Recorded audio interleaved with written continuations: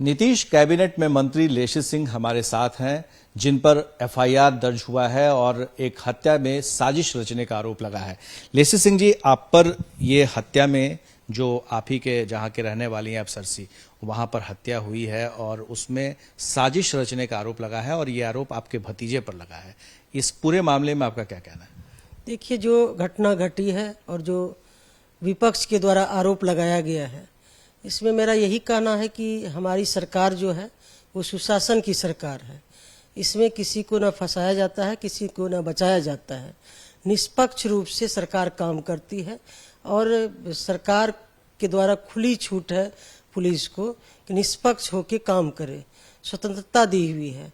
और जहाँ तक रही विपक्ष का जो आरोप है, उनका एक मनगढ़ंत आरोप है।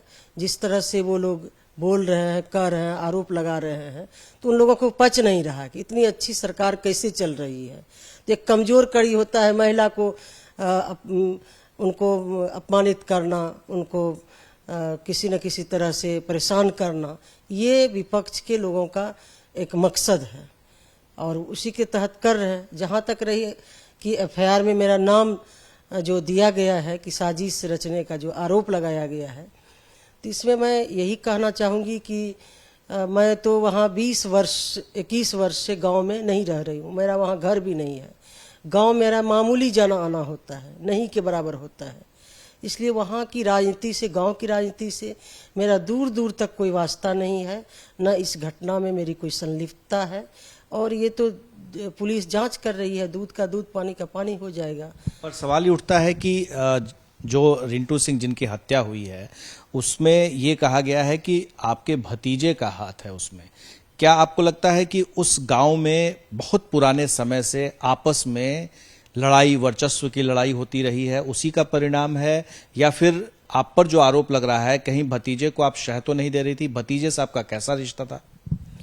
देखिए, हमारा गांव में तो मैं बता रही हूँ कि गांव में एकदम मामूली रूप से मेरा जाना आना होता था। किसी से कोई हमारा वहाँ वास्ता नहीं है। मैं अपने काम में व्यस्त रहती हूँ। तो ये तो एफआईआर में नाम दिया गया है और पुलिस जांच कर रही है। जो भी लोग दोषी होंगे पुलिस उस पर कार्रवाई करेगी। और वहाँ ये तो बात सही है कि कई वर्षों से वहाँ पर दो गुट में लड़ाई चलती है, जो आपस में लोग लड़ते रहते हैं, लेकिन उससे मेरा कहीं से कोई लेना देना नहीं है। और जिनकी हत्या हुई है उन पर 9 केस है, जिसमें कि आप देख रहे हैं कि 9 केस है और इसमें 302 का है, 307 का है, ये केस है। और जिस गिरोह के ये सदस्य हैं, उस गिरोह के जो AK-47 लेके पकड़ाया था, उस गिरोह के जो हेड है, उनका ताल्लुकात आरजेडी से है और तेजस्वी यादव के सामने उनका फोटो है, वो पार्टी में ज्वाइन किए हैं। तो ये सारा साजिश जो है मुझे बदनाम करने की, मैं महिला हूँ इसलिए मुझे प्रताड़ित किया जा रहा है कि कमजोर कड़ी महिला होता है, चलो इनको कुछ आरोप लगा दो। तो ये वहाँ जो हम जिनके खिलाफ लड़ते हैं, आरजेडी के जो कैंडिडेट रहते हैं वो दिलीप यादव हैं, वही लोग ये साथ देकर इस तरह का काम करवाते हैं। आरजेडी के संरक्षण में ये लोग साजिश रचते रहे हैं। और सवाल ये उठता है कि तेजस्वी यादव, क्योंकि अब एफआईआर में आपका नाम आ गया है, तो वो आपके इस्तीफे की मांग कर रहे हैं। नहीं, इस्तीफे की मांग सुने हैं हम लोग कि वो इस्तीफे की मांग कर रहे हैं। तो मैं तो यही कहूँगी कि शक्ति मल्लिक के जो दलित समुदाय से थे, पूर्णिया में उनका एक वीडियो जारी हुआ था जिसमें उन्होंने आशंका जताई थी कि तेजस्वी यादव हमारी हत्या करवा सकते हैं, और उनकी हत्या हो जाती है। उनके परिजनों के द्वारा एफआईआर होता है, तेजस्वी यादव प्लस अन्य पर एफआईआर दर्ज हुआ है और उसमें जांच चल रही है। कहाँ तेजस्वी यादव ने अभी नैतिकता की पाठ पढ़ा रहे हैं, कहाँ इस्तीफा दे दिए? विरोधी दल के नेता हैं, जिम्मेदारी के पद पर हैं, वो उस समय भी थे, अभी भी हैं, तो कहाँ इस्तीफा दे दिए? उनको जो है, उनको कैबिनेट मंत्री का दर्जा प्राप्त है, सरकारी सुविधा ले रहे हैं, तो पहले अपने ऊपर ये लागू करना चाहिए था। क्या ये सारे बातों की जानकारी बिहार के मुख्यमंत्री नीतीश कुमार को है, और आपको लगता है कि नीतीश कुमार अगर किसी तरह, किसी वास्ते, आप जैसे कटघरे में है, कुछ भी कहेंगे, इस्तीफा देने के लिए भी कहेंगे, तो आप इस्तीफा देने को तैयार हैं? देखिए, माननीय मुख्यमंत्री जी हमारे नेता हैं और हम लोग के सर्वमान्य हैं, और उनके नॉलेज में सभी बातें हैं, उनका निर्णय सर्वोपरि है।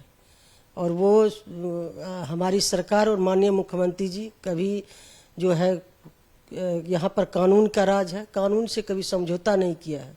कानून सबके लिए बराबर है। यदि ऐसा रहता तो तेजस्वी यादव पर केस हुआ तो उनको एफआईआर जो हुआ उनको बंद करवा देते जेल में, तो उनका जांच चला, कहाँ उनको बंद करवाया गया। तो इसलिए यहाँ पर सुशासन की सरकार है, पुलिस को स्वतंत्रता है, निष्पक्ष होकर पुलिस काम कर रही है। दूध का दूध पानी का पानी हो जाएगा। मुख्यमंत्री जी के ध्यान में तो सब बात है ही। एक आखिरी सवाल लेसी सिंह जी, सरसी इलाका है, मैं भी जानता हूं उस इलाके को।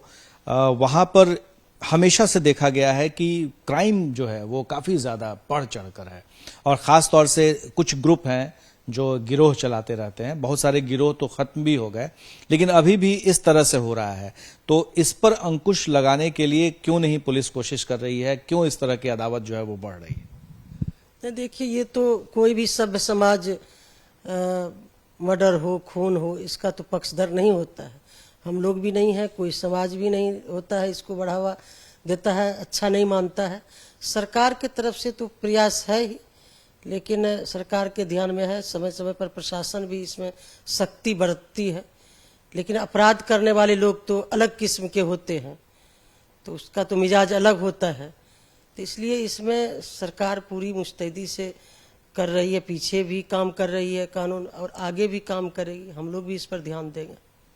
लेसी सिंह एबीपी न्यूज पर खास बातचीत करते हुए उन्होंने दावा किया है कि उनका कोई वास्ता नहीं है जहां जिस जगह पर हत्या हुई है, और जिस गिरोह के सदस्य पर हत्या हुई है वो जैसा कि दिखा रही हैं कि उनका वास्ता तेजस्वी यादव से है, और साथ ही जिनकी हत्या हुई है उनके खिलाफ में 9 मुकदमे दर्ज हैं, और वो भी संगीन अपराध के 302 आईपीसी की धारा, जिसे हत्या का मुकदमा कहते हैं, वो चल रहा था और उनकी हत्या हो गई। जैसा कि लोग बता रहे हैं कि एक मामले में पूरी सुनवाई पूरी हो चुकी थी और कभी भी ऐलान हो सकता था उस मामले में। हमारे सहयोगी विशाल के साथ प्रकाश कुमार, एबीपी न्यूज, पटना।